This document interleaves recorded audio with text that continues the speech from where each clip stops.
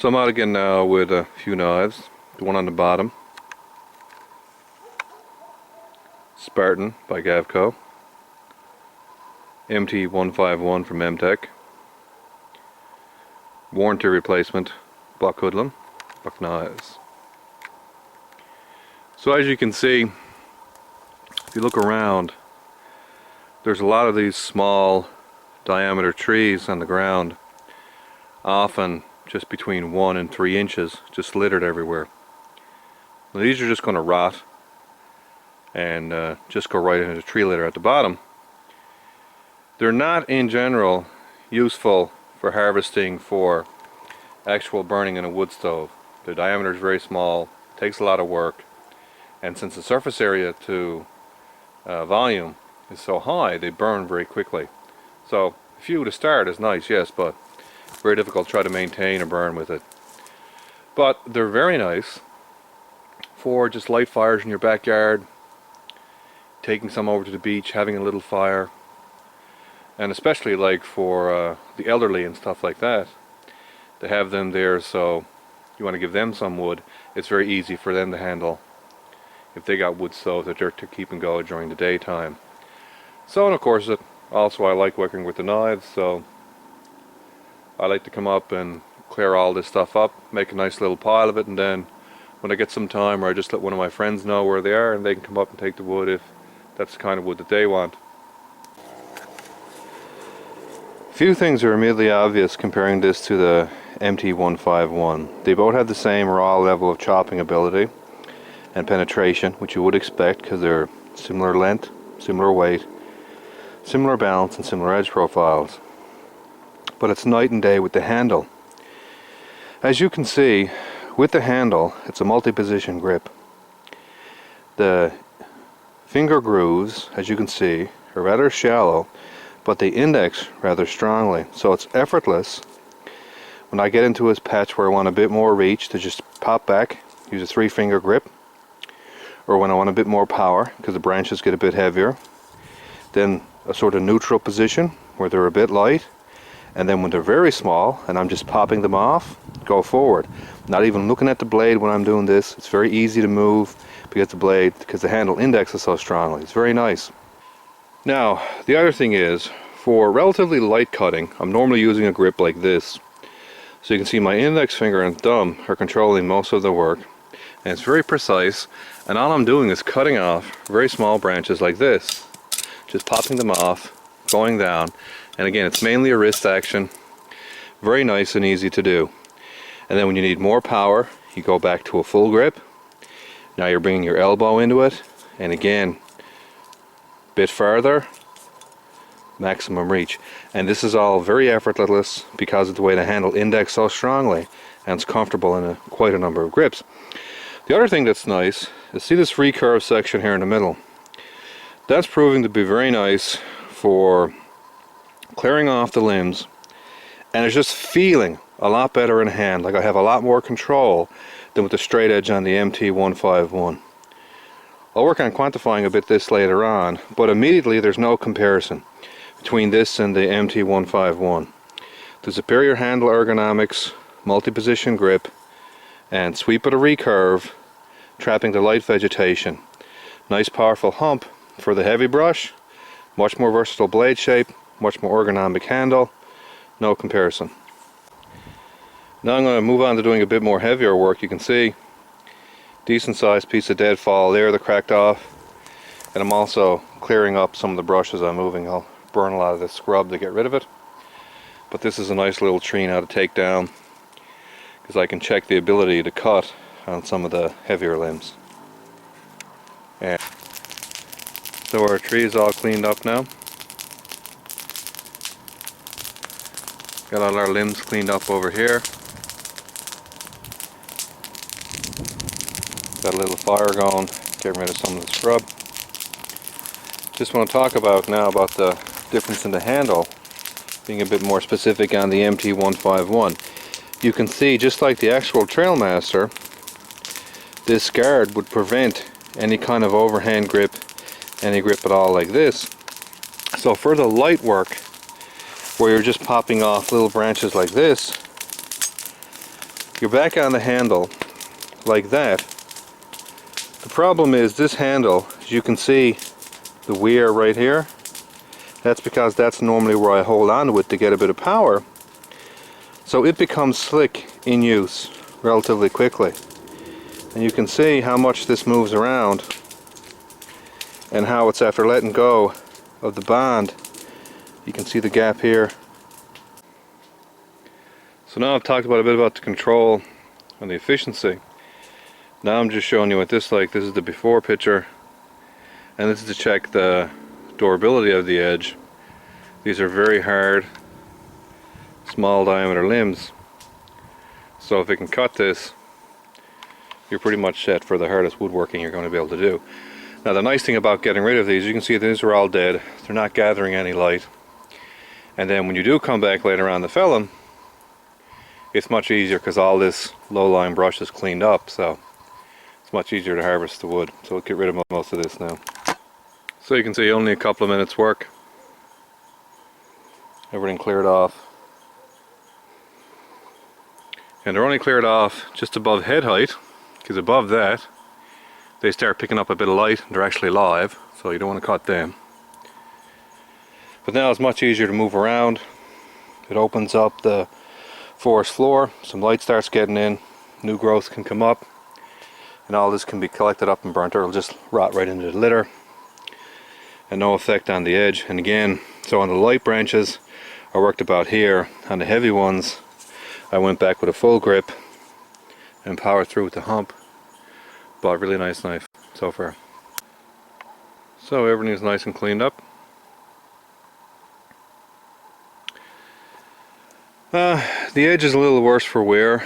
Up on the top, just above the awesome pot lifter notch, there's a section of the edge which is completely collapsed. It's flattened in, it's reflecting light, and there's a couple of rough spots. But again, I expected that from the way it was initially sharpened, that the edge was going to be overly fragile. I'm not really paying attention to that now. It needs to be sharpened and cleaned up a bit before I'd make any kind of judgment on the quality of the steel. The problem is the handle. Everything on this is square and sharp. The inside of this, hear that, is very sharp. Where this grind meets this, 100% sharp. This is all sharp. So when you're working in here, doing your really light work, again, like just popping these off, spine is sharp, your thumb is on that, all this is sharp, your index finger is on that, this point is sharp, so any movement that puts you on top of that. So even worse is, when you go back for a partial grip for your heavier branches, this metal down here is sharp. The inside of this scale, right here, and again right here, these are all sharp. Nothing is rounded off. So when you're working like this, the steel, and what's even worse, this part of the grip is just eating into your hand the whole time. It's just an uncomfortable experience if you're gripping it like this, or like that. And the other thing is, this is all very small. Like you can see, there's my finger in the index finger. Okay, now if I have a glove on, it's not going to fit in there. If I have a glove on, it's not going to fit in there. And if you watch one of the videos that Ron has, when he's doing some work with a glove on, you can clearly see the glove is actually up on the blade like this. And 3 fingers, I'm not going to get 3 fingers with a glove on in here. Now of course, maybe it's just made for somebody with a smaller hand than mine. But again, because this index finger is so prominent, you wouldn't be able to do a grip like this to make it suit for a larger hand, because that's just really, really sharp.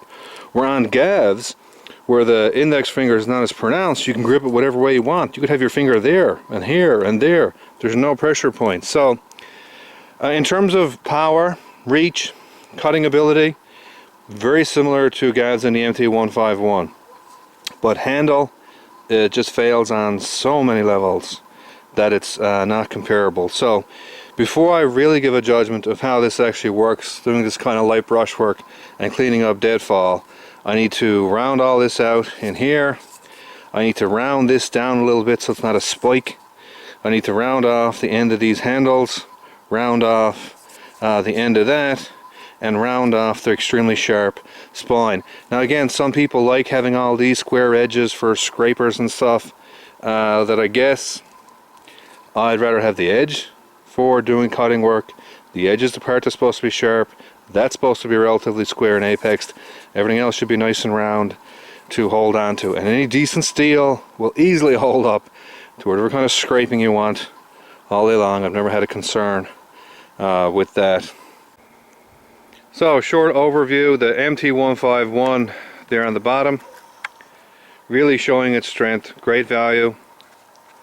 The Hoodlum, lots of handle problems, really needs to be reworked.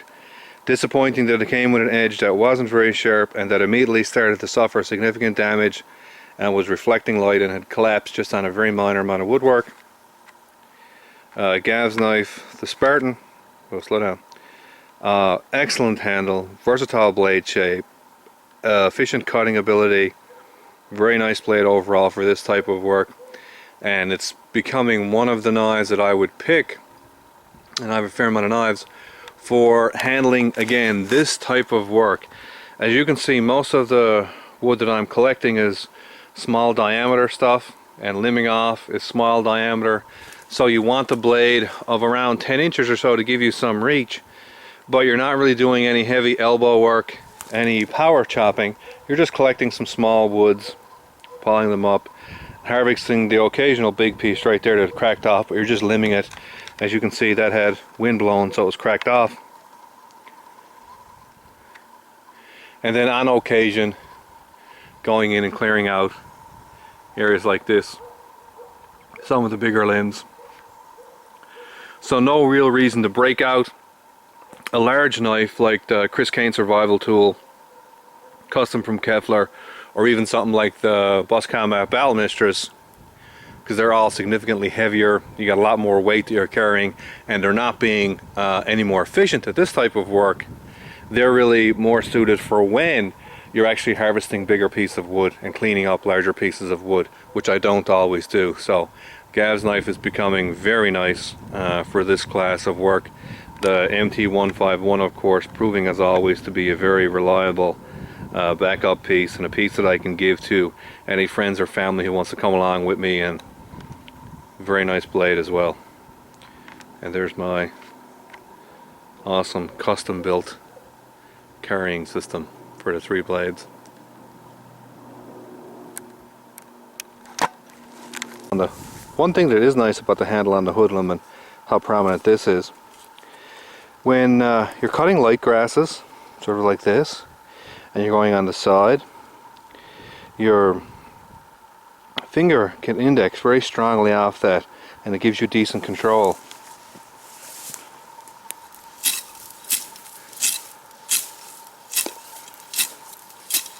Now the blade, like I said, isn't that sharp, so I'm having to do multiple passes to cut the grasses, but I'm not really talking about blade sharpness, just again control for a sideways grip. That is rather nice. It's still a bit too sharp though, because even then when you slip up on it, you again get a bit of a pressure point, but as prominent as it is, it's kind of nice for that. Of course this gets in the way here and there's no real nice way to place your hand, but it's nice for that. Now chum, before you ask, the MT-151 with the tapered handle throws very much like a big dart.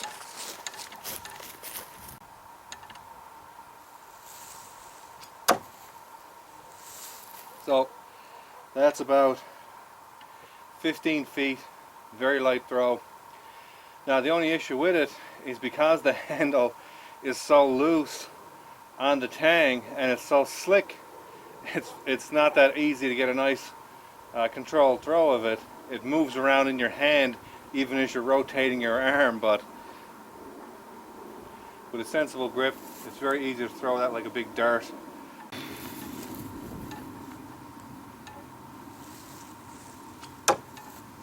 So that's a bit more control.